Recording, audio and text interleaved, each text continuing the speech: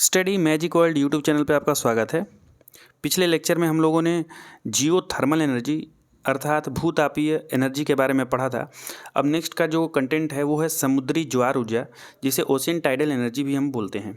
तो हम एक सिस्टमेटिक वे में ये सिलेबस कवर कर रहे हैं जो कन्वेंशनल एनर्जी रिसोर्सेज सब्जेक्ट है आपका।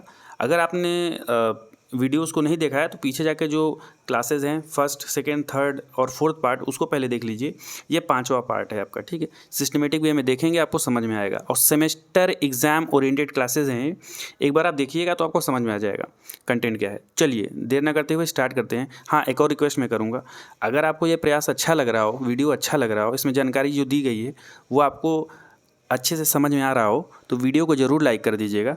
जो भी सुझाव है उसे कमेंट कर दीजिएगा और चैनल को सब्सक्राइब करना बिल्कुल ना भूलिएगा, क्योंकि फ्यूचर में इलेक्ट्रिकल इंजीनियरिंग से रिलेटेड जो कोर्सेज़ हैं पॉलिटेक्निक बिल्कुल फ्री ऑफ कॉस्ट इसी चैनल पे लॉन्च होने वाली हैं। आपको बिल्कुल लाइव सेशन भी मिलेंगे, इंटरेक्टिव सेशंस भी आपको मिलेंगे, डाउट सॉल्विंग सेशंस भी मिलेंगे।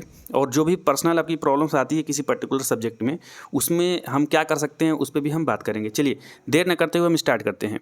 तो हमारे पास जो समुद्री ज्वार ऊर्जा है अर्थात ओशियन टाइडल एनर्जी, इसका मतलब क्या होता है बेटा? इसका मतलब देखिए समझते हैं। पहले टाइडल या टाइड का अर्थ समझिए। टाइड मतलब होता है लहरें, जो समुद्र में जो लहरें उठती हैं उसे बोलते हैं टाइड्स। अब ज्वार भाटा दो शब्द है, बहुत से बच्चे जानते होंगे इसके बारे में, बहुत से लोग नहीं जानते होंगे, तो चलिए इसको समझ लेते हैं। ज्वार का मतलब होता है कि समुद्र का पानी चंद्रमा के गुरुत्वाकर्षण बल के कारण हाई लेवल पे चढ़ जाता है या बढ़ जाता है। तो ऊंचे स्तर पे समुद्र के जल का बढ़ना, समुद्र के पानी का बढ़ना ज्वार कहलाता है। और जब चंद्रमा का गुरुत्वाकर्षण बल कम हो जाता है तो चढ़ा हुआ पानी फिर वापस चला जाता है। तो वापस जाने की जो प्रक्रिया है इसे भाटा बोलते हैं। तो ज्वार का मतलब होता है समुद्र का जल का चढ़ना, और भाटा का मतलब समुद्र के जल का नीचे उतर जाना। चलिए अब क्वेश्चन आंसर वाइज हम सिस्टम से पढ़ेंगे।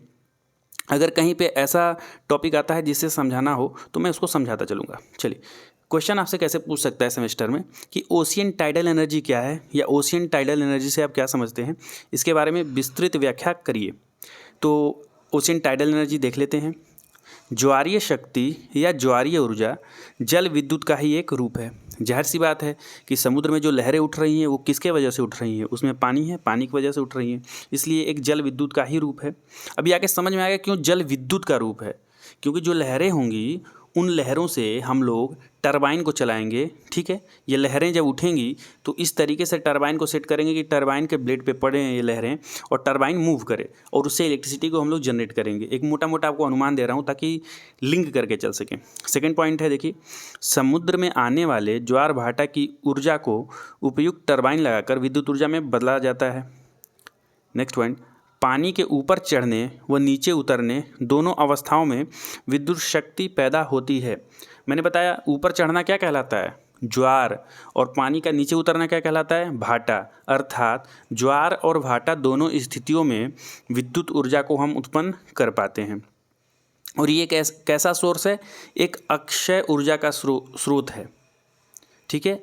अक्षय ऊर्जा का स्रोत है, मतलब इसे बोलेंगे non conventional source of energy.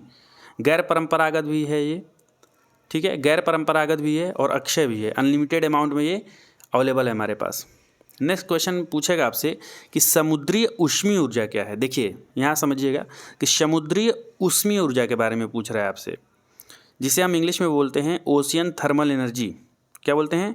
Ocean thermal energy. तो इसके बारे में देख लेते हैं। सूर्य की सौर ऊर्जा जब समुद्र के पानी की ऊपरी सतह पर पड़ती है तो वह गर्म हो जाता है। यह गर्मी संवहन द्वारा पानी की निचली परतों तक पहुंचती है। संवहन यानी कन्वेक्शन होता है, ठीक है। संवहन मतलब कन्वेक्शन, कन्वेक्शन इंग्लिश में बोलते हैं, हिंदी में संवहन बोलते हैं। होता क्या है ये, चलिए समझ लेते हैं।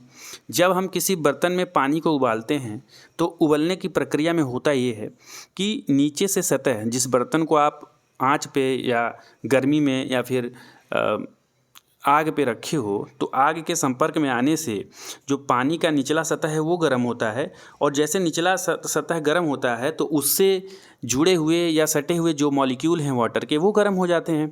जब वो मॉलिक्यूल गर्म होते हैं तो गर्म होके वो ऊपर चले जाते हैं, और नीचे का जो जगह होता है वो ठंडे मॉलिक्यूल या जो ऊष्मा नहीं लिए रहते हैं वो आ जाते हैं, फिर वो गर्म होते हैं, फिर ऊपर चले जाते हैं।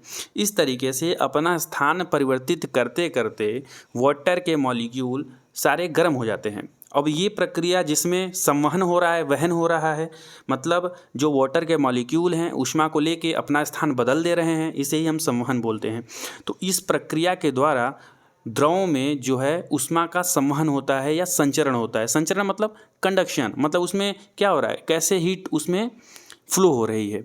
तो जो लिक्विड है या जो वाटर है वो भी लिक्विड है, तो वाटर में भी किस तरीके से हो रहा है, संवहन के द्वारा, कन्वेक्शन के द्वारा। अच्छा, अब क्या है नेक्स्ट पॉइंट, समुद्र की निचली परतें ऊपरी परतों के अपेक्षा कम गर्म होती हैं।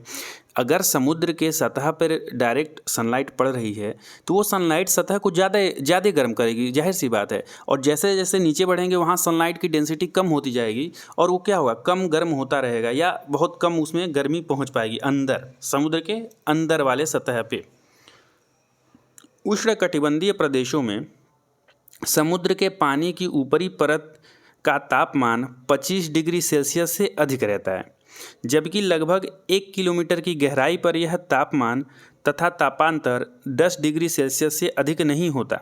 अर्थात गहराई के साथ साथ नीचे जाएंगे तो ताप घटता जा रहा है, जबकि समुद्र के ऊपरी सतह का ताप ज़्यादा है। यही समझना है हमको।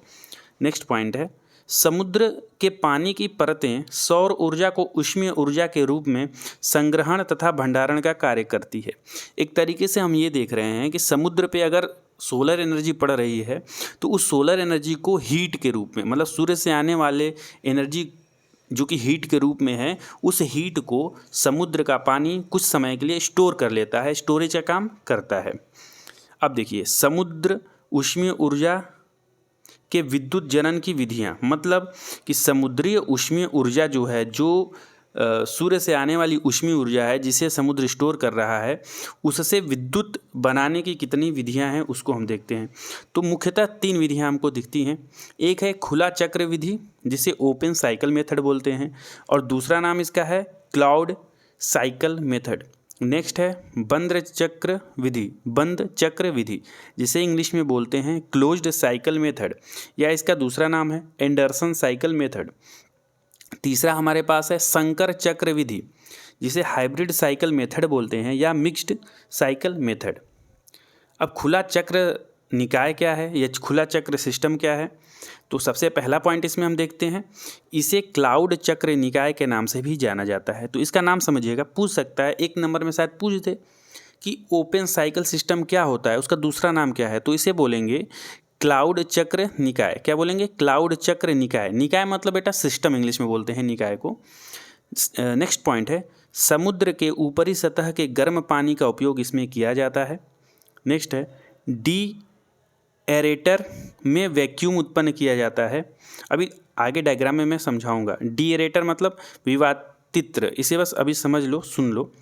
नेक्स्ट पॉइंट है, अति निम्न दाब पर भाप उत्पन्न हो जाती है, शेष बचे गर्म पानी को बाहर निकाल दिया जाता है। भाप से स्टीम टरबाइन चलाया जाता है।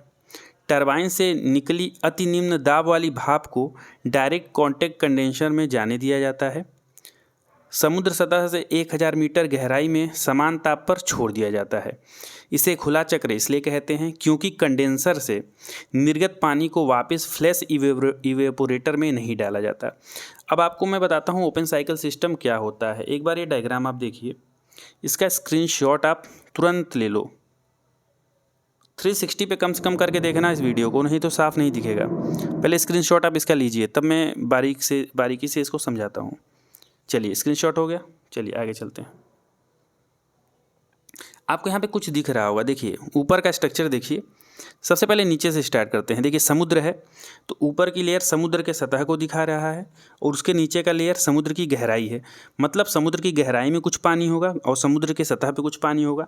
अभी इससे पहले हमने डिस्कस किया कि समुद्र के सतह पे ताप ज़्यादा होगा और समुद्र की गहराई में ताप कम होगा। चलिए अब देखिए, अब हो ये रहा है, इसमें देखोगे राइट नहीं लेफ्ट साइड में देखिए, लेफ्ट साइड में गर्म सतह का पानी दिख रहा है। तो गर्म सतह के पानी को ले लिया जाता है और इसको डाला जाता है विवातित्र में। ठीक है, किसमें? विवातित्र में।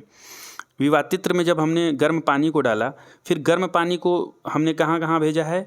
तो गर्म पानी को हमने भेजा है सबसे पहले ऊपर देखो, निर्वात पंप वहाँ लगा हुआ है, और फिर नीचे क्या लगा हुआ है? स्फुर वाष्पित्र। स्फुर वाष्पित्र मतलब जो गर्म पानी आया हुआ है, तो गर्म पानी को लो प्रेशर पे भाप में बदला जा रहा है। अब आप कहोगे कि सर लो प्रेशर पे भाप में बदला जा रहा है, इसका मतलब क्या है? चलिए कुछ बातें मैं बता रहा हूँ, इसको ध्यान से सुनिए। कैसे लो प्रेशर पे पानी, जो गर्म पानी है वो भाप में बदल रहा है? तो आपने कंसेप्ट पहले सुना होगा या पढ़ा होगा कि जब भी किसी भी लिक्विड का प्रेशर घटाया जाता है तो उसका क्वथनांक क्या हो जाएगा? वो भी घट जाता है। समझिएगा, किसी भी लिक्विड पे लगने वाला प्रेशर अगर हम घटाएंगे अर्थात लो प्रेशर क्रिएट करेंगे तो उसका क्वथनांक मतलब उसके उबलने का ताप क्या होगा? कम होता जाएगा। तो हो क्या रहा है? सतह पे गर्म पानी हमारे पास है और स्फुर वाष्पित्र में जो है निर्वात पंप की सहायता से हम लो प्रेशर जनरेट कर दे रहे हैं। और लो प्रेशर जब जनरेट कर रहे हैं तो लो प्रेशर पे वहाँ पे क्या हो जा रहा है? वो जो पानी हमने समुद्र की सतह से लिया था वो इवेपोरेशन के प्रक्रिया के द्वारा, मतलब वाष्पीकरण की प्रक्रिया के द्वारा भाप में कन्वर्ट हो गया। अब ये भाप देखो ऊपर से गया है निम्न दाब भाप। अब ये निम्न दाब यानी लो प्रेशर पे जो भाप है वो चला गया हमारे टरबाइन में। जो आपको एक चौकोर दिख रहा है वो टरबाइन है, और टरबाइन से कनेक्टेड आगे आपको जनित्र दिख रहा होगा यानी जनरेटर। तो ये लो प्रेशर वाला भाप टरबाइन को चलाएगा और वो टरबाइन जनरेटर से जुड़ा है तो जनरेटर भी चलने लगेगा। अब ये जो लो प्रेशर का भाप है टरबाइन चलाने के बाद फिर इसको हम दे देते हैं कंडेंसर में, और कंडेंसर का काम ये है कि लो प्रेशर पे जो भाप है उससे कुछ हीट को ले लेना। कंडेंसर का काम है उससे कुछ हीट को ले लेना। जब हीट ले लेगा तो जो लो प्रेशर पे भाप है वो लिक्विड में फिर कन्वर्ट हो जाएगा। लिक्विड में जब कन्वर्ट होगा, कंडेंसर कुछ ताप कम कर चुका है। अब इस कम ताप वाले लिक्विड को हम क्या करेंगे? गहराई पे जहाँ पे कम ताप वाला पानी पहले से है उसमें ले जाके डायरेक्ट हम छोड़ देते हैं। फिर से एक बार देखिए, सिंपल प्रोसेस आपको समझ में आ जाएगा। सबसे पहले समुद्र की सतह पे गर्म पानी है, समुद्र की सतह से गर्म पानी को विवातित्र में डाला। विवातित्र में क्या होता है? निर्वात उत्पन्न किया जाता है। जब निर्वात होगा तो वहाँ पे जो पानी गर्म पानी जा रहा है वो भाप में बदलेगा। फिर स्फुर वाष्पित्र में जो है क्या हो रहा है? स्फुर वाष्पित्र में ये भाप इकट्ठा हो रहा है। इकट्ठा होने के बाद लो प्रेशर पे ये भाप चला जाएगा टरबाइन में। टरबाइन से जुड़ा है जनरेटर, जनरेटर चलेगा। अब जनरेटर चलने के बाद जो भाप मिलेगा हमको, मतलब उसके अंदर से जब टरबाइन के ब्लेड पे भाप पड़ेगा तो वो भाप को कहीं रास्ता चाहिए ना जाने के लिए, वो वाला भाप फिर भेजा जाएगा कंडेंसर में जो कि भाप को ठंडा करेगा। ठंडा करने के बाद फिर उस पानी को हम छोड़ देंगे गहराई में। ठीक है, आई होप कि आपको ये सिस्टम समझ में आया होगा। बहुत ही आसान है, एक दो बार डायग्राम पे प्रैक्टिस कर लीजिए। कुछ फैक्ट्स मैंने जो बताया उसको समझ लीजिए। खुला चक्र मतलब क्लाउड चक्र निकाय के नाम से जाना जाता है। ठीक है, अब समझ में आ रहा होगा। अब पढ़िए, इसको समझ में आएगा। वैक्यूम कैसे उत्पन्न होता है? अति निम्न दाब पे भाप उत्पन्न हो जाता है। शेष बचे गर्म पानी को बाहर निकाल दिया जाता है, अर्थात बाहर का मतलब जो नीचे वाली सतह पे पानी है, जो कम ताप पे पानी है, उसमें छोड़ दिया जाता है। चूँकि ये साइकिल आपको दिख भी रहा होगा, इसमें कहीं भी ऐसा क्लोज सिस्टम नहीं दिख रहा है। हम एक तरफ से पानी लिए हैं, दूसरा हम निकाल दिए हैं। अंदर ही अंदर क्लोज एक साइकिल नहीं चल रही है, इसलिए इसे क्या बोलते हैं? ओपन साइकिल हम बोलते हैं। चलिए नेक्स्ट आते हैं। खुला चक्र निकाय के दोष क्या हैं? Demerits of open cycle system. इसमें पहला पॉइंट है अत्यधिक पानी की आवश्यकता होती है इसमें। दूसरे नंबर पे सामान्य टरबाइन से प्रयुक्त टरबाइन का आकार व आमाप अति विशाल होता है, अर्थात आसान शब्दों में बोलें तो इसमें जो टरबाइन लगाएंगे वो टरबाइन का साइज बहुत बड़ा होगा, और चूँकि बड़ा होगा इसलिए महंगा भी होगा। तो वही नेक्स्ट पॉइंट है कि पूंजी लागत अधिक होती है। फिर इसका नेक्स्ट पॉइंट देखें फिर तो दक्षता अति कम होती है। मतलब इस तरीके के सिस्टम यानी खुला निकाय सिस्टम या जिसे क्लाउड सिस्टम भी बोलते हैं, इसकी दक्षता बहुत ही कम होती है, यानी इफिशियंसी कम होती है। नेक्स्ट हमारे पास है बंद चक्र निकाय, closed cycle system. Closed cycle system, इसमें पहला पॉइंट देखिए, मैं थोड़ा जूम कर देता हूँ, ध्यान से देखते रहिए। और अगर नोट्स बना रहे हैं, स्पीड ज़्यादा लग रही हो तो स्लो मोड पे डाल के नोट्स एक बार बना लो। और अगर वीडियो केवल देख रहे हो, मैं तो आपको रिकमेंड करूंगा कि एक बार वीडियो आप देख लो, बस नोट्स मत बनाओ। फिर दूसरी बार में नोट्स बनाने के टारगेट से आप वीडियो देखना और स्लो पे करके देख लेना ताकि आप नोट्स बना पाओ। इसमें जो पहला पॉइंट है क्लोज्ड साइकिल सिस्टम में, वो है कि इसे एंडरसन चक्र निकाय के नाम से भी जाना जाता है। नेक्स्ट पॉइंट है वाष्पित्र, यानी जिसे वाष्पित्र मतलब इवेपोरेटर या बॉयलर का कार्य ताप विनिमयक द्वारा ही किया जाता है। मतलब ताप विनिमयक को इंग्लिश में बोलते हैं टेम्परेचर एक्सचेंजर। तो अभी हम डायग्राम में देख लेंगे कि टेम्परेचर जो एक्सचेंजर है उसी से हम बॉयलर और इवेपोरेटर दोनों का काम हम ले लेते हैं। नेक्स्ट पॉइंट है ताप विनिमयक यानी टेम्परेचर एक्सचेंजर में से समुद्र की सतह का गर्म पानी वाटर पंप द्वारा गुजारा जाता है, जो निम्न क्वथनांक वाले कार्यकारी तरल पदार्थ वर्किंग फ्लूइड मटेरियल जैसे अमोनिया, प्रोपेन, फ्रियोन को गर्म करके वाष्पित कर देता है। इस प्रकार अपेक्षाकृत उच्च दाब पर प्राप्त वाष्प घूर्णी शक्ति प्रदान करती है, यानी टरबाइन को घूर्णी शक्ति प्रदान करती है। कंडेंसर में वाष्प को ठंडा करके पुनः वाष्पित में भेज दिया जाता है, अतः इसे बंद चक्र कहते हैं। मतलब जो इसमें देखो क्या होगा, इसमें डायरेक्ट हम समुद्र से मिलने वाले भाप से नहीं चलाने वाले हैं टरबाइन को। इसमें क्या करेंगे कि हमारा एक स्पेसिफिक टाइप का जो है पदार्थ होगा, जैसे अमोनिया हो गया, प्रोपेन हो गया, फ्रियोन हो गया। इस गैस को हम एक सर्कल में, क्लोज साइकिल में रखेंगे और इस पदार्थ को यानी अमोनिया, प्रोपेन, फ्रियोन, इन सब को क्या करेंगे, समुद्र का गर्म पानी इसमें जाएगा और इस पदार्थ को यानी अमोनिया को गर्म कर देगा।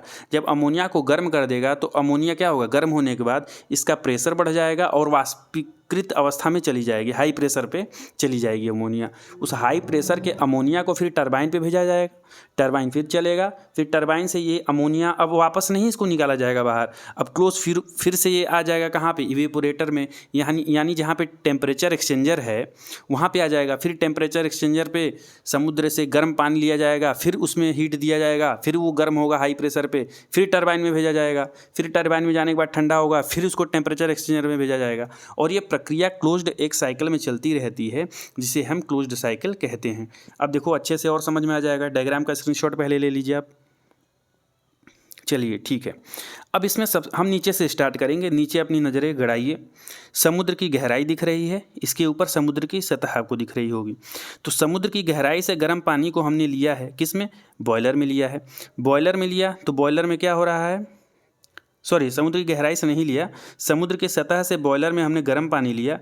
अब गर्म पानी लेंगे जब बॉयलर में, तो बॉयलर में क्या काम होगा कि गर्म पानी गुजरेगा और ये गर्म पानी अपने हीट को किसको देगा, प्रोपेन, अमोनिया या फ्रियोन को देगा। जब इसको देगा तो ये हाई प्रेशर पे वाष्प बनेगी, ऊपर देखिए सबसे वाष्प बनेगी, ये हाई प्रेशर वाली वाष्प जाएगी टरबाइन में। टरबाइन को, चूँकि टरबाइन जुड़ा हुआ है जनरेटर से, तो जनरेटर चलने लगेगा। फिर जब ये अपना कार्य कर लेगी अमोनिया गैस, तो पुनः आ जाएगी हीट एक्सचेंजर में। हीट एक्सचेंजर में क्या होगा, हीट एक्सचेंजर में देखिएगा, हीट एक्सचेंजर जो है ना, इसमें जो हाई प्रेशर पे वाष्प है प्रोपेन, अमोनिया या फ्रियोन का, उसका हीट निकाला जाएगा। हीट निकाल के इसको क्या किया जाएगा, इसको समुद्र के सतह पे ही छोड़ दिया जाता है, ठीक है। और समुद्र के सतह पे छोड़ा जाता है, और कहाँ से पानी हीट एक्सचेंजर में लिया जा रहा है, समुद्र की गहराई से। क्यों गहराई से, क्योंकि जब गहराई से लेंगे तो गहराई पे तापमान कम है, जब तापमान कम है तो वहाँ का पानी क्या करेगा, हीट एक्सचेंजर में जो भाप वापस आया है टरबाइन से उसको ठंडा कर देगा, फिर उसको हम छोड़ देंगे, ठीक, पानी को छोड़ेंगे। लेकिन इसके अंदर का जो फ्लूइड है पुनः कहाँ आ जाएगा, स्फुर वाष्पित्र द्रव जो है फिर से बॉयलर में आ जाएगा। फिर बॉयलर में आने के बाद ये फिर से हीट बॉयलर के द्वारा क्या होगा, समुद्र की सतह से प्राप्त गर्म पानी के द्वारा फिर से इसको वाष्प में बदला जाएगा, फिर से टरबाइन में जाएगा, टरबाइन से जनरेटर चला, फिर वापस हीट एक्सचेंजर में ठंडा हो जाएगा, ये वाष्प ठंडा हो जाएगा पानी के द्वारा, वाष्प कहीं नहीं जा रहा बाहर। फिर ये साइकिल चलता रहेगा, एक क्लोज साइकिल आपको दिख रहा होगा, इसलिए इसे बंद चक्र कहा जाता है। अब क्लियर हो गया होगा। बंद निकाय के गुण क्या हैं, आखिर में जो बंद निकाय है उसमें क्या फ़ायदे हैं, इसको हम देखते हैं। पहले पॉइंट पे है अपेक्षाकृत उच्च दाब पर कार्य करता है। नेक्स्ट है आकार लघु होता है। नेक्स्ट पॉइंट कम स्पेस घेरता है। नेक्स्ट पॉइंट लागत पूंजी कम होती है। नेक्स्ट पॉइंट वर्किंग इफिशियंसी अधिक होती है। अब आते हैं हम लोग संकर चक्र निकाय या तंत्र के बारे में बात करेंगे, जिसे हाइब्रिड साइकिल सिस्टम भी कहते हैं। तो इसमें आप डायग्राम एक बार देखिए, तो इसमें क्या है कि मिला जुला एक रूप आपको देखने को मिलेगा। ओपन सिस्टम और क्लोज सिस्टम का एक मिला जुला रूप देखने को मिलेगा। सबसे पहले एक बार हम थ्योरी जो है इसको पढ़ लेते हैं। खुला चक्र तथा बंद चक्र दोनों प्रकार के निकायों के अच्छे गुणों को इसमें समाहित किया जाता है। खुले चक्र का स्फुर वाष्पित्र यानी फ्लैश इवेपोरेटर का उपयोग इसमें लाया जाता है, और बंद चक्र के सतह द्रवणित्र सरफेस कंडेंसर तथा कम क्वथनांक वाले तरल पदार्थ का संपूर्ण बंद निकाय का उपयोग किया जाता है। मतलब जो ओपन साइकिल है, क्लोज साइकिल है, दोनों के गुणों को मिलकर बनाया गया है, इसलिए इसको संकर बोलते हैं या हाइब्रिड बोलते हैं। ओपन साइकिल से हमने स्फुर वाष्पित्र को लिया है, फ्लैश इवेपोरेटर को लिया है, क्योंकि ध्यान देना जो क्लोज साइकिल इसके पहले ऊपर पढ़े थे हम लोग, जो एंडरसन था, तो उसमें क्या था, उसमें कोई भी फ्लैश इवेपोरेटर नहीं था। और फ्लैश इवेपोरेटर किस में था, वो ओपन वाले में था। तो ओपन वाले से हमने संकर में क्या ले लिया, फ्लैश इवेपोरेटर, और क्लोज वाले से पूरा जो क्लोज सिस्टम चल रहा था जिसमें अमोनिया, फ्रीऑन, ये सारी चीज़ें डाल रहे थे, वो पूरा क्लोज सिस्टम ले लिए और उसको मिलाकर हम यहाँ पे बना दिए ये अपना हाइब्रिड साइकिल सिस्टम। तो इसमें दिख रहा होगा। अब प्रयुक्त तप्त जल जो है, नीचे से देखिए, नीचे से हम समझना शुरू करेंगे। लेफ्ट साइड में सबसे नीचे देखिए तो लिखा है प्रयुक्त तप्त जल। इसको लिया स्फुर वाष्पित्र में। स्फुर वाष्पित्र में लेने के बाद क्या करेंगे, जो भी हमारे पास अमोनिया है उसको क्या करेंगे, भाप में बदलेंगे। ठीक,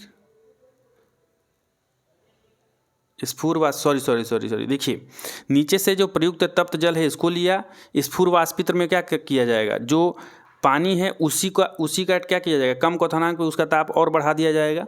ये भाप फिर से आ जाएगा कहाँ पे, अमोनिया वाष्पित्र है इसमें, जिसमें कि अमोनिया भरा हुआ है, इससे होकर जाएगा। ये जब इससे होकर जाएगा तो जो भाप है अपना टेम्परेचर अमोनिया को ट्रांसफ़र कर देगा अमोनिया वाष्पित्र में।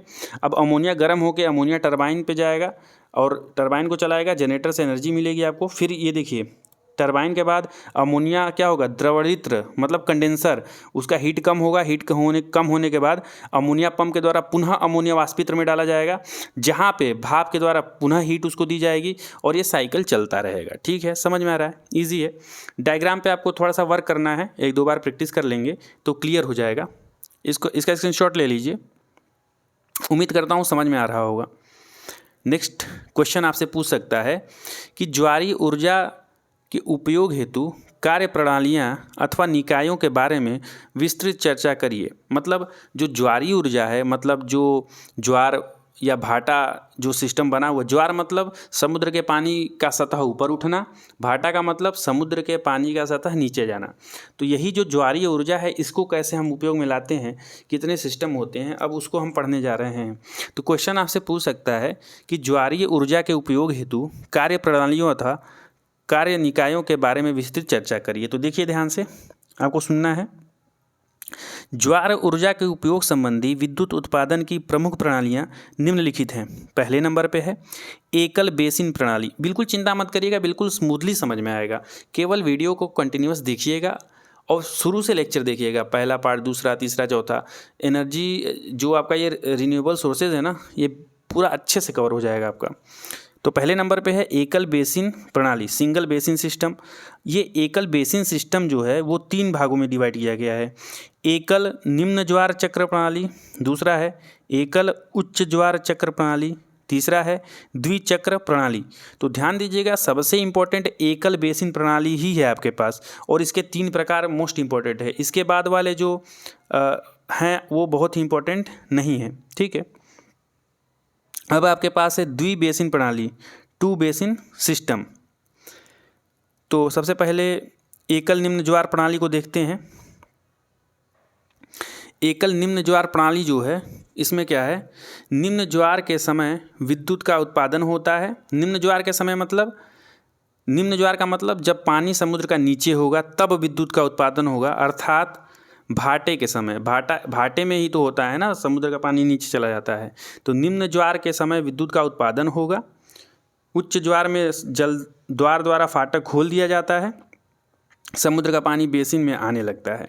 तो इसको हम समझ लेते हैं डायग्राम से कि कैसे एकल निम्न ज्वार प्रणाली में ज्वार के समय जो है विद्युत का उत्पादन, भाटे के समय क्योंकि निम्न ज्वार बोल रहा है। निम्न ज्वार का मतलब होता है भाटा, और केवल ज्वार बोले तो मतलब समुद्र का सतह का पानी उठा हुआ है, और निम्न ज्वार बोले तो निम्न ज्वार को भाटा बोलेंगे। तो इसमें बोला है एकल निम्न ज्वार चक्र प्रणाली में क्या होगा, भाटे के समय विद्युत ऊर्जा का उत्पादन होता है। तो ध्यान दीजिएगा इसमें। ये डायग्राम जो आपको दिख रहा है इसका पहले स्क्रीनशॉट ले लो। इसमें आपको दिख रहा है राइट साइड में बेसिन है, नीचे आपको टरबाइन सेट दिख रहा है, इसके ऊपर आपको जल द्वार फाटक दिख रहा है, और बीच में बांध दिख रहा है, और सबसे लेफ्ट साइड में यानी सबसे बाएं साइड में समुद्र से पानी आ रहा होगा। तो देखिए, तो इस टाइप के सिस्टम में जब भाटे की कंडीशन होगी तो उस कंडीशन में विद्युत ऊर्जा का उत्पादन होगा। देखिए, जब ज्वार होगा, जब समुद्र का पानी ऊपरी सतह तक पहुंचेगा, अर्थात ज्वार का मतलब क्या होता है, समुद्र का पानी के सतह का ऊपर उठना। जब पानी ऊपर तक उठेगा तो जल द्वार फाटक के द्वारा बेसिन में जो जगह बना हुआ है उसमें भरेगा, और भर के क्या होगा, बांध तक आ जाएगा, और फिर क्या होगा, निम्न, फिर उसके बाद ज्वार के बाद भाटा आएगा। भाटे में क्या होगा, समुद्र का पानी बिल्कुल नीचे चला जाएगा। जब समुद्र का पानी नीचे चला जाएगा तो बेसिन में तो पानी भर ही चुका है ज्वार के समय। अब जब नीचे चला जाएगा तो उस समय क्या कर देंगे, टरबाइन सेट को खोल देंगे, यहाँ से आउटलेट को खोल देंगे, तो बेसिन में भरा हुआ पानी टरबाइन सेट के ब्लेड को चलाते हुए बाहर निकलेगा, और क्या होगा, जो भाटे के समय जो है टरबाइन चलने के कारण विद्युत ऊर्जा का उत्पादन हो जाएगा। इसीलिए इसको क्या बोलते हैं, एकल निम्न ज्वार चक्र प्रणाली। निम्न ज्वार मतलब भाटे के समय विद्युत ऊर्जा का उत्पादन होना। देखो क्या हो रहा है, ज्वार के समय क्या हो रहा है, जल द्वार फाटक द्वारा पानी भर रहा है, और भाटे के समय टरबाइन सेट से हम पानी को गुजार रहे हैं, तो जो है हमारा टरबाइन चल रहा है। अब इसको पढ़ लेते हैं। निम्न ज्वार पर जलद्वार का फाटक बंद कर दिया जाता है, बेसिन का पानी टरबाइन से होकर वापस समुद्र में जाने दिया जाता है, वाटर टर्बो जनरेटर सेट चलने लगता है। सिंपल है। अब है एकल उच्च ज्वार चक्र प्रणाली। उच्च ज्वार मतलब ज्वार ही हो गया, सिंपल, कि ज्वार के समय अब विद्युत ऊर्जा का उत्पादन हो। पहले वाले में क्या हो रहा था, जब भाटा हो रहा था, मतलब जब पानी समुद्र का नीचे चला जाता था तो उस समय टरबाइन से हम पानी, नीचे टरबाइन लगा था उससे पानी गुजार रहे थे, तो उस समय विद्युत का उत्पादन हो रहा था। और एकल उच्च ज्वार प्रणाली में क्या होगा कि ज्वार के समय, अर्थात समुद्र का पानी जब ऊपरी सतह तक भरा होगा, उठा होगा, ज़्यादा होगा, तो उस कंडीशन में जो है एनर्जी का प्रोडक्शन होगा। तो डायग्राम को एक बार देखिए, स्क्रीनशॉट ले लीजिए। इसमें आपको दिख रहा होगा कि जो टरबाइन सेट है वो ऊपर लगा हुआ है और जल द्वार फाटक नीचे लगा हुआ है। अब क्या होगा, जब ज्वार की कंडीशन होगी, अर्थात उच्च ज्वार जिसे बोल रहा है ये, उच्च ज्वार मतलब समुद्र का पानी ऊपर चढ़ेगा, तो टरबाइन जब ऊपर चढ़ेगा और टरबाइन सेट ऊपर ही है, तो टरबाइन सेट से होकर वो पानी क्या होगा, बेसिन में भर जाएगा, और जिस समय बेसिन में पानी भर रहा होगा तो टरबाइन सेट से ही होकर गुजर रहा होगा।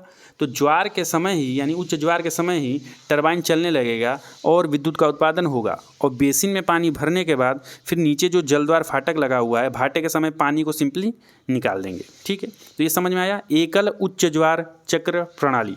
ये डायग्राम है। इसमें क्या होता है, उच्च ज्वार के समय पर विद्युत उत्पादन होता है इसमें। नेक्स्ट है, समुद्र के पानी को वाटर टरबाइन से होकर बेसिन में आने दिया जाता है, वाटर टरबाइन चलने लगता है। उच्च ज्वार बंद होने पर वाटर टर्बो जनरेटर सेट बंद कर दिया जाता है। अब नेक्स्ट है द्विचक्र प्रणाली। अब द्विचक्र प्रणाली में क्या होगा, देखो ऊपर हमने क्या पढ़ा था, दोनों टाइप में, या तो भाटे के समय एनर्जी का प्रोडक्शन हो रहा था या तो ज्वार के समय हो रहा था।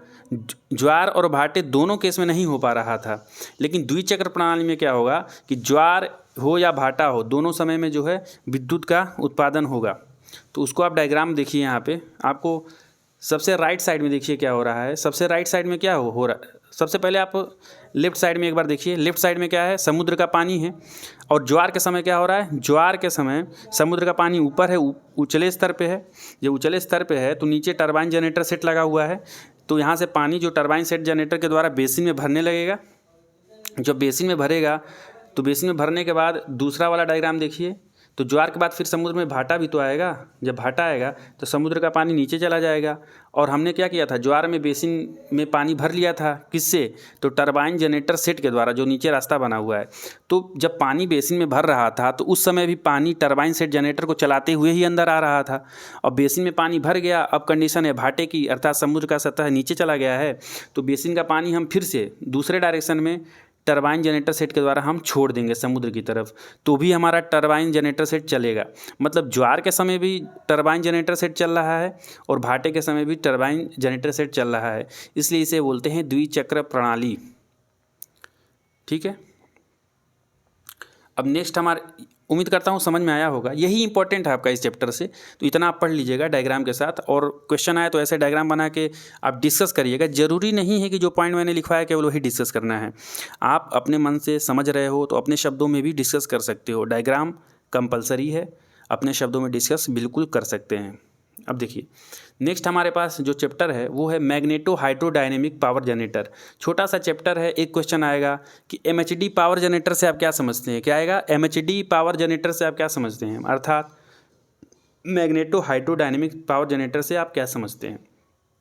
तो मैं आपको दिखाना चाहूँगा एक डायग्राम यहाँ पे, इसको आप ध्यान से देखिए। Principle of MHD power generator, मैं इसको अभी समझाऊँगा आपको। अभी इसको मैं रीड कर रहा हूँ, सुनिएगा ध्यान से। Faraday's law of electromagnetic induction, when an electric conductor moves across a magnetic field an EMF is induced in it which produces an electric current. तो इसमें यह कहा गया है कि जब कोई भी इलेक्ट्रिक कंडक्टर किसी चुंबकीय क्षेत्र से होकर गुजरता है तो उसमें एक ईएमएफ बन जाता है। अर्थात चुंबकीय क्षेत्र से जब भी किसी चालक को हम ले जाते हैं तो चालक को ले जाने पे क्या होगा, उस चालक में क्या होगा, ईएमएफ एक इंड्यूस होगा। ईएमएफ मतलब इलेक्ट्रोमोटिव फोर्स, यानी उसमें वोल्टेज बनने लगेगा। और इसी प्रिंसिपल का यूज हम किस में करते हैं, जनरेटर में। जनरेटर में क्या होगा, उसमें चुंबकीय क्षेत्र रहता है और रोटर पे कंडक्टर रहता है। तो कंडक्टर को जब मैग्नेटिक फील्ड में हम चलाते हैं तो कंडक्टर में ईएमएफ बनने लगता है। उस ईएमएफ को हम लोग क्या करते हैं, स्लिप रिंग के थ्रू हम क्या कर लेते हैं, इकट्ठा कर लेते हैं और अपने घरों में उपयोग में लाते हैं। तो ये समझ में आ गया। अब इसमें डायग्राम आपको देखना है, सबसे पहले समझना है आखिर इसमें है क्या। देखिए इसमें आपको दिख रहा होगा चुंबकीय क्षेत्र। क्या दिख रहा है, चुंबकीय क्षेत्र। अब देखिए ध्यान से देखिएगा, चुंबकीय क्षेत्र है।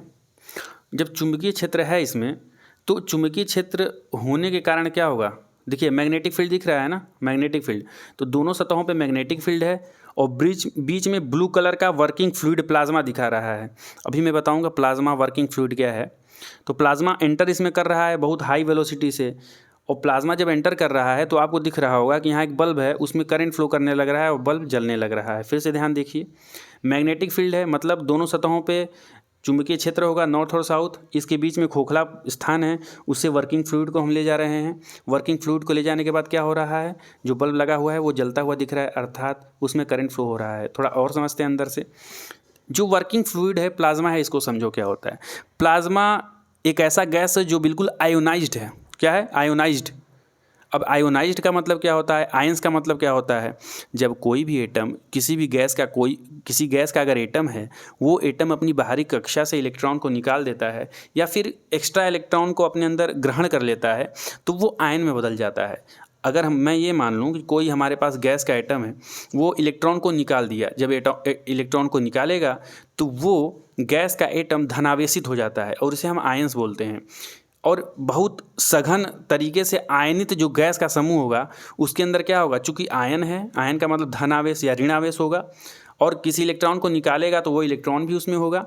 तो अब वर्किंग फ्लूइड प्लाज्मा का मतलब हो गया कि गैसों का एक आयोनाइज्ड, बिल्कुल ही हाईली आयोनाइज्ड गैस का समूह होगा। तो उसमें क्या हो गया, आयंस हो गया, इलेक्ट्रॉन हो गया, उसी को फ्लो करा रहे। अब ध्यान देना है ना कि जब चुंबकीय क्षेत्र से हम उसको फ्लो कराएंगे तो जो आयन होगा, चूंकि कंडक्टर एक होता है, उसमें क्या होता है, कंडक्टर के अंदर जो इलेक्ट्रॉन है वो कंडक्टर के अंदर ही केवल फ्लो हो सकता है। बट गैस अगर है और गैस आयन के रूप में है तो गैस तो फ्री है ना मूव करने के लिए, गैस भी फ्री है मूव करने के लिए। और आयन बनने की प्रक्रिया में गैस के एटम ने जो इलेक्ट्रॉन निकाला है वो इलेक्ट्रॉन भी मूव करने के लिए फ्री है।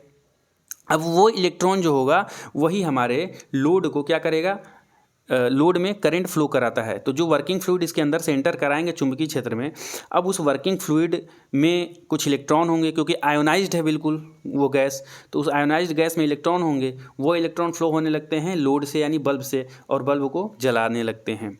तो देखिए यही प्रिंसिपल है हमारे एमएचडी का, और कुछ नहीं, यही प्रिंसिपल है। This is the working principle of MHD power generation.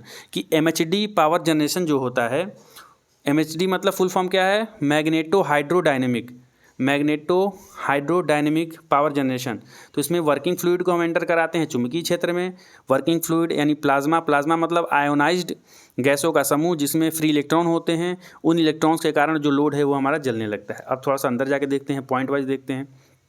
तो पहला पॉइंट हमारे पास है MHD generator ionised plasma gas के काइनेटिक एनर्जी को डायरेक्टली इलेक्ट्रिक एनर्जी में कन्वर्ट कर देता है। तो इसके ऊपर वाले डायग्राम में हमने देखा था कि जो वर्किंग फ्लूइड या प्लाज्मा है वो जब इसके अंदर से एंटर किया है तो उस प्लाज्मा में उपस्थित इलेक्ट्रॉन के फ्लो के कारण लोड में करंट फ्लो होने लगा है, अर्थात उस वर्किंग फ्लूइड या प्लाज्मा के फ्लो से डायरेक्ट हमको इलेक्ट्रिसिटी मिल गई है।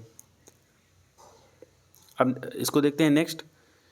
अब इसका तापमान क्या होता है, तो 2300 से लेकर 2700 डिग्री सेल्सियस जो है तापमान हमारा होता है एमएचडी का, यानी मैग्नेटो हाइड्रोडायनेमिक सिस्टम का या पावर जनरेटिंग स्टेशन का जो तापमान है इतना रहता है।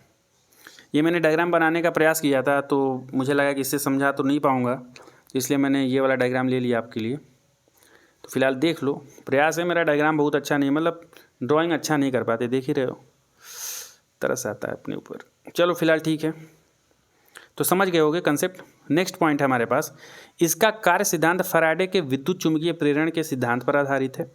नेक्स्ट पॉइंट है, जब किसी चुंबकीय क्षेत्र में ठोस विद्युत चालक घूमता है तो विद्युत धारा फ्लो होती है। एमएचडीजी यानी मैग्नेटो हाइड्रो डायनेमिक जनरेटर में ठोस विद्युत चालक के स्थान पर दाबीकृत तप्त आयोनाइज्ड गैस को लिया जाता है। दाबीकृत मतलब हाईली प्रेशराइज्ड, तप्त मतलब गर्म, आयोनाइज्ड गैस का मतलब जो आयंस के रूप में हो, धनावेश या ऋणावेश के रूप में हो।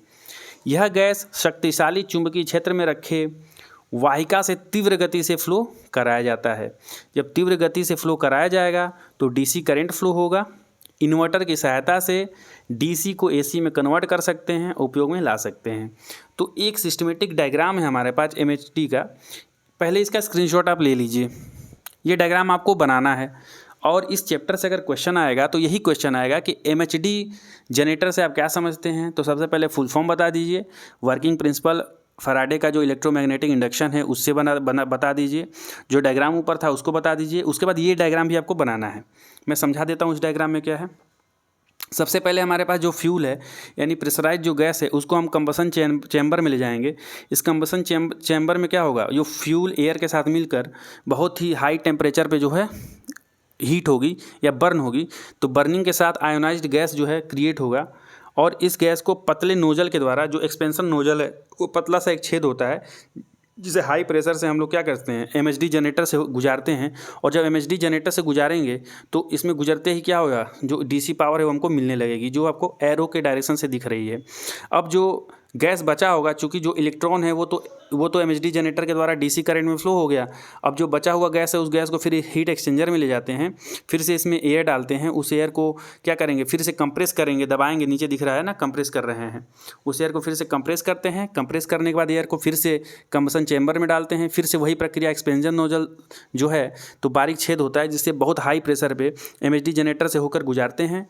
MHD generator directly DC current में कन्वर्ट करता है और डीसी पावर हमको मिल जाती है। और फिर से जो एग्जॉस्ट गैस है, मतलब जो बचा हुआ गैस है, जो आयोनाइज्ड गैस है, उसका आयन जो इलेक्ट्रॉन होगा वो तो डीसी पावर में चला गया, और बचा हुआ जो गैस है उसको हम हीट एक्सचेंजर में डालेंगे। हीट एक्सचेंजर से क्या करेंगे, उस फालतू के गैस को निकाल देंगे और बाहर से फिर फ्रेश एयर लेंगे। फिर फ्रेश एयर को कंप्रेस कर देते हैं, फिर एयर जाएगा कंबसन चैम्बर में, वहाँ पर जलेगा, फिर से वहाँ पर प्लाज्मा बनेगा यानी आयोनाइज्ड गैस बनेगा, उसको एक्सपेंशन नोजल से फिर एमएचडी में डालेंगे और ये प्रक्रिया चलती रहती है। उम्मीद करता हूँ आपको आसानी से समझ में आ रहा होगा।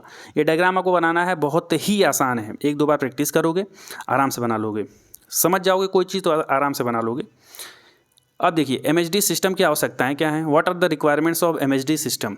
तो पहले नंबर पे देखिए, ऊष्मीय ऊर्जा को प्रत्यक्ष यानी डायरेक्टली रूप से जो है दिष्टवर्ती विद्युत या डीसी ऊर्जा में बदलने की एक श्रेष्ठ प्रणाली है। मतलब अगर हमको डायरेक्ट ऊष्मीय ऊर्जा को डीसी में बदलना है डायरेक्ट करंट में, तो हम एमएचडी सिस्टम के द्वारा कन्वर्ट कर सकते हैं। खुला चक्र प्रणाली की अपेक्षा बंद चक्र प्रणाली बेहतर है, श्रेष्ठतम है, क्योंकि ये अपेक्षा कम मितव्ययी है। नेक्स्ट पॉइंट है हमारे पास, संपूर्ण प्रणाली उच्च ताप पर कार्य करती है, अतः ऊष्मा की व्यवस्था समुचित होनी चाहिए। ठीक है, मतलब हम ये देख रहे हैं कि एमएचडी सिस्टम की रिक्वायरमेंट क्या है। अगर हम कोई MHD system magneto hydro dynamic system बनाने जाते हैं तो उसके लिए क्या क्या चाहिए। तो सबसे पहली बात कि चूँकि ऊष्मा उसमें हाई है, क्योंकि एयर को बहुत हाई टेम्परेचर पे गर्म करके आयोनाइज करना पड़ता है, तो ऊष्मा की व्यवस्था अच्छी होनी चाहिए। नेक्स्ट नंबर पे है कार्यकारी द्रव की विद्युत चालकता अति उच्च होनी चाहिए। जो भी वर्किंग फ्लूइड है, एयर के साथ जिसको गर्म कर रहे हैं वर्किंग फ्लूइड को, तो उसकी जो विद्युत चालकता है या कंडक्टिविटी है वो हाई होनी चाहिए। जब कंडक्टिविटी हाई होगी तभी तो इलेक्ट्रॉन लूज करेगा और वो इलेक्ट्रॉन डीसी करंट में कन्वर्ट हो पाएगा। कार्यकारी द्रव का वेग ध्वनि के तुल्य होना चाहिए। मतलब जो खोखला स्थान था जिसमें से हम प्लाज्मा को एंटर करा रहे थे, तो एंटर कराने के लिए जो स्पीड है ना, वो ध्वनि की स्पीड के लगभग बराबर होनी चाहिए। मतलब 330 मीटर पर सेकेंड के स्पीड से उसको एंटर कराना होगा, तब जाके जो हमारा एमएचडी जनरेटर है वो काम करेगा। कार्यकारी द्रव का घनत्व न्यूनतम होना चाहिए। मतलब जो भी वर्किंग प्लाज्मा जो है, कार्यकारी द्रव का मतलब प्लाज्मा या आयोनाइज्ड गैस, तो उसका क्या होना चाहिए, घनत्व तो बहुत ही कम होना चाहिए। कार्यकारी जो द्रव है वो प्रदूषण रहित होना चाहिए। दहन उत्पादों जैसे कोयला, गैस आदि से अधिकाधिक ऊष्मीय ऊर्जा ग्रहण करने की व्यवस्था होनी चाहिए। ठीक है, उम्मीद करता हूँ समझ में आया होगा। नेक्स्ट चैप्टर हमारे पास है फ्यूल सेल। फिर से मैं बोलता हूँ, अगर आपको कंटेंट अच्छा लग रहा हो तो वीडियो को लाइक कर दीजिए, सुझाव हो तो कमेंट कर दीजिए। अगर आप कुछ और लेक्चर चाहते हो, कुछ आपका डिमांड है, तो उसको आप ज़रूर कमेंट करिएगा और चैनल को ज़रूर सब्सक्राइब कर लीजिएगा। एक बहुत अच्छा मोटिवेशन रहेगा मेरे लिए। चलिए फ्यूल सेल की बात करते हैं। सबसे पहले सेल की बात करते हैं। फ्यूल सेल से भी एक क्वेश्चन आ जाएगा कि फ्यूल सेल से आप क्या समझते हो, और एक हाइड्रोजन ऑक्सीजन सेल है फ्यूल सेल में, वो इंपॉर्टेंट है। तो आपसे क्वेश्चन पूछेगा फ्यूल सेल से क्या समझते हो, तो भी आपको फ्यूल सेल में सेल के बारे में डिस्कस करके हाइड्रोजन ऑक्सीजन जो फ्यूल सेल है उसको डिस्कस करना है। और केवल अगर हाइड्रोजन ऑक्सीजन फ्यूल सेल पूछ देता है तो भी यही आंसर होगा। मतलब दोनों कंडीशंस में सेम आंसर है जो मैं बताने जा रहा हूँ। सेल क्या होता है? सेल एक तकनीकी युक्ति है जो रासायनिक प्रतिक्रिया द्वारा रासायनिक ऊर्जा को विद्युत ऊर्जा में परिवर्तित करती है। परंतु ईंधन सेल ईंधन के विद्युत रासायनिक ऊर्जा को कम कीमत पर सुगमता से प्राप्त करता है। ठीक है, ईंधन सेल के प्रमुख अवयव क्या हैं? ईंधन सेल में पहले नंबर पे ईंधन होगा, हमारे पास फ्यूल होगा, और दूसरे नंबर पे ऑक्सीकारक होगा। देखो ऑक्सीडाइजर मैंने लिख दिया है, ऑक्सीडेंट बोलते हैं इंग्लिश में इसे। ऑक्सीकारक का मतलब ऑक्सीडेंट। ठीक है, ईंधन के रूप में क्या क्या चीज़ें हम यूज़ कर सकते हैं? कोयला यूज कर सकते हैं, पेट्रोलियम यूज कर सकते हैं, मिट्टी का तेल हो सकता है, hydrogen, methane, propane, hydrocarbon, hydrogen oxygen, methanol oxygen, lithium chlorine, oxygen आदि गैस को हम ईंधन के रूप में उपयोग में ला सकते हैं। प्रायः ऑक्सीजन के स्थान पर वायु उपयोग में लाया जाता है। मतलब ऑक्सीजन के स्थान पर हम वायु का प्रयोग करते हैं। अब एक डायग्राम देख लो। इस डायग्राम में आपको ईंधन सेल बीच में दिख रहा होगा। तो फ्यूल और ऑक्सीडेंट को हम इसमें एंटर कराते हैं। एंटर कराने के बाद हमको राइट साइड में इलेक्ट्रिसिटी मिल जाती है, इलेक्ट्रिकल एनर्जी मिल जाती है, और जो हीट इस प्रोसेस में होता है उसको अपशिष्ट ऊष्मा को हम बाहर निकाल देते हैं। अब देखिए इसमें कुछ मैंने थ्योरी लिखा है। देखिए यही हाइड्रोजन ऑक्सीजन फ्यूल सेल है आपके पास, हाइड्रोजन ऑक्सीजन फ्यूल सेल। तो इसका एक स्क्रीनशॉट ले लीजिए, स्क्रीनशॉट ले लीजिए। ठीक है, अब इसको समझ लेते हैं। देखिए इसमें चैम्बर आपको दिख रहा होगा। अब मैं पहले रीड कर लेता हूँ, उसके बाद मैं समझा देता हूँ। टाइटेनियम या प्लेटिनम धातु के पतले तारों से निर्मित एनोड व कैथोड दो संरंध्री यानी पोरस इलेक्ट्रोड होते हैं जो विद्युत अपघट्य में रखे जाते हैं। ये ठोस विद्युत अपघट्य के द्वारा पृथक किए जाते हैं। इस ठोस विद्युत अपघट्य की प्रकृति झिल्ली जैसी होती है जो आयंस का प्रवाह करा सकती है परंतु इलेक्ट्रॉन्स का नहीं। एनोड कैथोड टाइटेनियम से बने होते हैं जो विद्युत उत्प्रेरक का कार्य करते हैं। ये प्लास्टिक या धातु के बने कक्ष से जुड़े रहते हैं। धनोड यानी एनोड कक्ष में हाइड्रोजन एवं ऋणोद में ऑक्सीजन प्रवाहित होती है। तो इसमें देखिए इस ऑक्सीजन सेल में क्या है, देखो हाइड्रोजन ऊपर से एंटर कर रहा है, नीचे ऑक्सीजन एंटर कर रहा है, और ऊपर आपको दो टर्मिनल्स दिख रहे होंगे। यहाँ पे देखिए दो टर्मिनल्स दिख रहे हैं। दो टर्मिनल्स किससे बने हुए हैं? ये टाइटेनियम से बने हुए हैं। जो बीच में दिख रहा है ना, जिसमें बीच बीच में खाका बनाया है, ये क्या है? देखो यहाँ पे दिख भी रहा है, मैंने एनोड दिखाया है, लेफ्ट साइड में एनोड दिख रहा है ना, और ये राइट साइड में कैथोड है। और कैथोड जो है उसमें क्या है? ऑक्सीजन चैम्बर है। एनोड जो है उसमें हाइड्रोजन चैम्बर है। तो देखो हाइड्रोजन जा रहा है किस में, हाइड्रोजन जा रहा है हाइड्रोजन चैम्बर में जिसमें एनोड है, और ऑक्सीजन जा रहा है ऊपर से ऑक्सीजन गैस चैम्बर में जिसमें कैथोड है। और अंदर जाने और बाहर जाने का भी व्यवस्था इसमें किए हैं। ऊपर से हाइड्रोजन एंटर करेगा, देखिए ऊपर से हाइड्रोजन एंटर कर रहा है और नीचे से हाइड्रोजन निकल जा रहा है। उसी प्रकार से राइट साइड में, दाएं साइड में ऑक्सीजन एंटर कर रहा है, फिर नीचे से ऑक्सीजन निकल जा रहा है। ठीक, अब ये हमारा है हाइड्रोजन ऑक्सीजन फ्यूल सेल का डायग्राम। अब इसमें होता क्या है, इसमें देखते हैं रिएक्शन क्या होगा। एनोड पे, एनोड पे जो हाइड्रोजन है वो 2H+ पे टूटेगा और प्लस 2 इलेक्ट्रॉन यहाँ से मुक्त हो जाते हैं। कैथोड में क्या होगा, कैथोड पे ऑक्सीजन 4 हाइड्रोजन आयन से 4 हाइड्रोजन के आयन और 4 इलेक्ट्रॉन से जुड़ के 2 मॉलिक्यूल वाटर का बना देता है। और संपूर्ण रासायनिक अभिक्रिया को लिख सकते हैं 2H2 + O2 गिव्स 2H2O। मतलब जो हमारे पास हाइड्रोजन ऑक्सीजन फ्यूल सेल है, इस फ्यूल सेल में क्या बनता है, वाटर का निर्माण होता है। और यहाँ पे जो ऊपर दिख रहा है एनोड और कैथोड में, इसमें इलेक्ट्रॉन के वजह से जो इलेक्ट्रॉन यहाँ पे मुक्त हो रहा है, हाइड्रोजन में इलेक्ट्रॉन मुक्त हो रहा है, इस इलेक्ट्रॉन के फ्लो की वजह से जो है हमारा करंट फ्लो होने लगेगा। इसमें ऊपर जो दिख रहा है आपको टर्मिनल, तो यही हमारा है हाइड्रोजन ऑक्सीजन फ्यूल सेल। इसको अच्छे से पढ़ लीजिए, इसका डायग्राम बनाइएगा। अगर हाइड्रोजन ऑक्सीजन फ्यूल सेल पूछता है तो, केवल फ्यूल सेल पूछता है तो भी ये प्रक्रिया आपको दिखा दिया मैंने। इसमें एप्लीकेशन भी लिख दीजिएगा। एप्लीकेशन ऑफ फ्यूल सेल क्या है, ईंधन सेल के उपयोग क्या है। हाइड्रोजन ऑक्सीजन ईंधन सेल का प्रयोग वायुयानों में विद्युत प्रदान करने के लिए होता है। नेक्स्ट है, इसका उपयोग घरों, दुकानों, लघु उद्योगों एवं कारखानों, चिकित्सालयों, विद्युत घरों तथा इंजनों में विद्युत उत्पादन में होता है। नेक्स्ट है, अंतर्दहन इंजन में भी ईंधन सेल की तरह विद्युत उत्पन्न की जाती है। इफिशियंसी के लिए फॉर्मूला क्या है ईंधन सेल में, इफिशियंसी = निर्गत ऊर्जा अपॉन में निवेश ऊर्जा × 100। और हाइड्रोजन ऑक्सीजन फ्यूल सेल के लिए जो इफिशियंसी है वो 70% होती है। उम्मीद करता हूँ कि ये लेक्चर अच्छा लगा होगा। आज समापन समारोह हो गया। जो हमारे पास रिसोर्सेज ऑफ एनर्जी है, रीन्यूएबल सोर्सेस ऑफ एनर्जी, इस सब्जेक्ट का समापन कर दिया हमने। और आप लोग की डिमांड पे ही ये मैंने सेशन लेके मैंने स्टार्ट किया था। तो मोटिवेशन के लिए एक लाइक, कमेंट और चैनल को सब्सक्राइब कर लीजिएगा। और जो भी आपके दोस्त हों उस ग्रुप में आप शेयर कर देंगे तो बहुत अच्छा रहेगा। और कोई और डिमांड हो, कुछ कंटेंट आपको पढ़ना हो, शॉर्ट टाइम में ज़्यादा पढ़ना हो, या जैसी भी डिमांड हो, आप मैराथन चाहिए क्या चाहिए, तो आप ज़रूर कमेंट करिए, सुझाव दीजिए। अगर कुछ अच्छा नहीं लगा हो तो उसका भी फीडबैक चाहिए, अगर अच्छा लगा हो तो उसका भी फीडबैक ज़रूर दीजिएगा। तो धन्यवाद।